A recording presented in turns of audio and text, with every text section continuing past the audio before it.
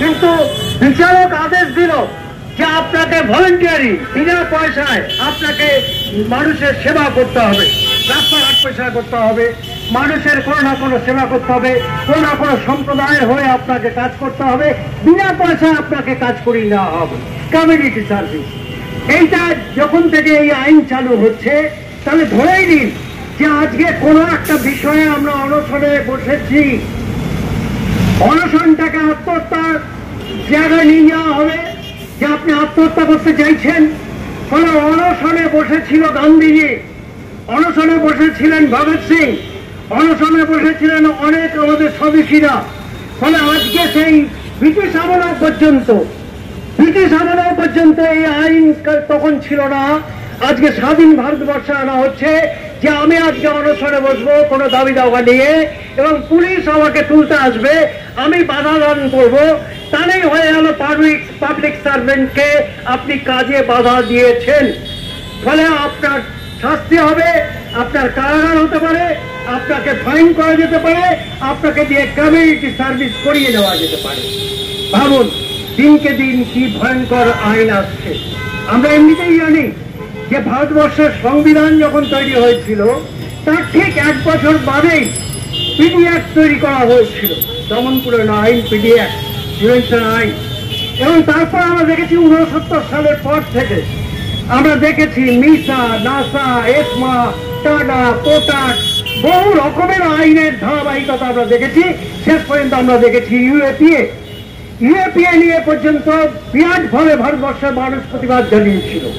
আপনারা জানেন যে ইউএপিএ আইনে বিভিন্ন আইনজীবী, বিভিন্ন লেখক, সাহিত্যিক, অধ্যাপক, বুদ্ধিজীবীদেরকে বছরের পর বছর তাদেরকে কারাবান্তরালে পাঠানো হয়েছে।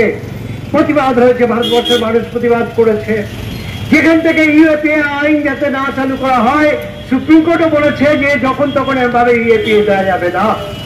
আমরা যেটা নতুন একটা আইন আনা হলো, সেখানে ইউএপিএ এর কথা বলা হলো না, সেখানে ইউএপিএ এর কথা না বলে 113 নম্বর ধারা নিয়ে আসা হলো, যে ধারাতে আপনাকে যে কোনো মুহূর্তে গ্রেপ্তার করা যেতে পারে। এবং শুনলে অবাক হয়ে যাবেন যে এতদিন পর্যন্ত ছিল পুলিশ আপনাকে গ্রেপ্তার করবে, পুলিশ প্রমাণ করবে যে আপনি দোষী, ততক্ষণ পর্যন্ত আপনি নির্দোষ। কিন্তু এখন নতুন আইন আসছে, যে আইনে আপনাকে গ্রেপ্তার করা হবে এবং আপনাকে প্রমাণ করতে হবে আপনি নির্দোষ। আপনাকে ধরা মানেই হচ্ছে আপনি অভিযুক্ত, আপনি অপরাধী। ফলে আগে যেটা ছিল যে জামিন পাওয়াটা স্বাভাবিক ছিল, জামিন না পাওয়াটা ব্যতিক্রম ছিল। আর এখনকার নতুন আইনে এসে গেল যে জামিন পাওয়াটাই হচ্ছে অস্বাভাবিক, জামিন পাওয়াটা হচ্ছে ব্যতিক্রম। ফলে একের পর এক আইন চলে আসছে। টেররিস্ট অ্যাক্ট বলে একটা ধারা নতুন যে আইন এসছে ন্যায় সংহিতাতে, তাতে যুক্ত করা হলো 124A। এটা নিয়ে আপনারা জানেন যে দেশদ্রোহিতার যে আইন ছিল সেটা নিয়ে বহুত বিদ্রোহ হয়েছে, মানুষ বিক্ষোভে ফেটে পড়েছে যে যাকে তাকে যেখানে সেখানে 124A দিয়ে দেওয়া হচ্ছে। সুপ্রিম কোর্ট তার বিরুদ্ধে পর্যন্ত বলেছে যে এভাবে 124A দেওয়া যাবে না। কিন্তু আমরা দেখলাম যে নতুন 152 নম্বর ধারা নিয়ে আসা হলো, যেখানে 124 চাইতো আরো মারাত্মক টেররিস্ট অ্যাক্টিভিটিস বলে একটা ক্লজ নিয়ে আসা হলো।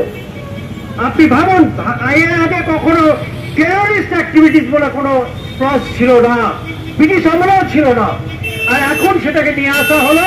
সেটা হচ্ছে পুলিশ যদি মনে করে, রাষ্ট্র যদি মনে করে যে আপনি, যারা মাইকের আওয়াজ শুনছেন, আপনি কোনো না কোনো দেশের বিরুদ্ধে ষড়যন্ত্রে লিপ্ত আছেন, মনে করেছেন, আপনি লিপ্ত আছেন, ধরা পড়েছেন তা নয়, আপনি কোনো না কোনো বিদ্রোহ ঘটাতে পারেন, আপনি এই সরকারের বিরুদ্ধে কোনো কনস্পিরেসি করতে পারেন, এটা পুলিশ মনে করেছে। মনে করাটাই এনাফ। সেই মনে করার ভিত্তিতে আপনাকে কিন্তু গ্রেপ্তার করা যেতে পারে, আপনাকে গ্রেপ্তার করে নিয়ে যাওয়া হবে। এবং আপনি জানেন যে সুপ্রিম কোর্ট এটা বলেছিল যে গ্রেপ্তারকারীকে হাত করা পড়ানো যাবে না, যার জন্য পুলিশ রেস্ট্রেন হয়েছিল, হাত করা পড়াতো না, কোমরে দড়ি দিত না। নতুন যে আইন এসছে সেই আইনে পরিষ্কার বলে দেওয়া হচ্ছে যে পুলিশ আপনাকে হাত করা পরিয়ে থানা থেকে লকআপ পর্যন্ত আদালত পর্যন্ত নিয়ে যেতে পারবে। ফলে কতটা মানবাধিকার লঙ্ঘন করা হচ্ছে আপনি ভাবুন, যে আপনাকে অ্যারেস্ট করার পর আপনার কোন রকম মানবাধিকার থাকবে না। আজকে পুলিশের উপরে সবকিছু নির্ভর করছে। আপনাকে 15 দিনের পর আপনাকে আবার পুলিশ কাস্টডিতে নেবে কিনা, কারণ 90 দিন হয়ে গেছে। আপনি ভাবতে পারেন যে এতদিন ছিল যে 90 দিন পর্যন্ত ম্যাক্সিমাম থানা আপনাকে আটকে রাখতে পারে, তার বেশি আটকাতে পারবে না। হয় আপনাকে জামিন দিতে হবে, না হলে আপনাকে আজকে জামিন না দিলে পরে জেল কাস্টডিতে পাঠানো হবে। ফলে হয় জেল কাস্টডি, না হলে পরে আপনাকে জামিন। এটাই ছিল 15 দিন বাদে। এখন বলা হচ্ছে যে প্রাথমিকভাবে 15 দিনের পরেও আরো 75 দিন থানা লকআপে রাখা যেতে পারে। তাহলে আপনি ভাবুন যে আজকে আমরা প্রায় খবরের কাগজে দেখছি, প্রায় যে থানা লকআপে পিটিয়ে মেরে ফেলা হচ্ছে, বন্দীকে হত্যা করা হচ্ছে। ফলে 5-7 দিন একজন বন্দীকে থানা লকআপে কিভাবে টর্চার করা হয়, কিভাবে তার মানসিক শারীরিক ভাবে টর্চার করা হয় সেটা আমরা জানি। আর সেখানে যদি একজন বন্দীকে 90 দিন ধরে থানা লকআপে রাখা হয়, তাহলে পরে ভাবুন সে উন্মাদ হয়ে যাবে, সে মারা যাবে। এত বড় মানবাধিকার ঘটনা ঘটছে, মানবাধিকার বিরোধী ঘটনা ঘটছে।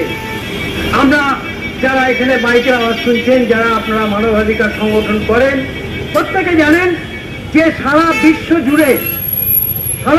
জুড়ে দাবি উঠছে যে মৃত্যুদণ্ড পরিহার করা উচিত। মৃত্যুদণ্ড পরিহার করার জন্য দাবি তোলা হচ্ছে যখন আমরা জানি যে গত যে দণ্ডবিধি ছিল তাতে 8টা ক্ষেত্রে মৃত্যুদণ্ড দেওয়া হতো। আর এখন দেখা যাচ্ছে নতুন যে বিধি নিয়ে আসা হলো, সংহিতা নিয়ে আসা হলো, তাতে বলা হচ্ছে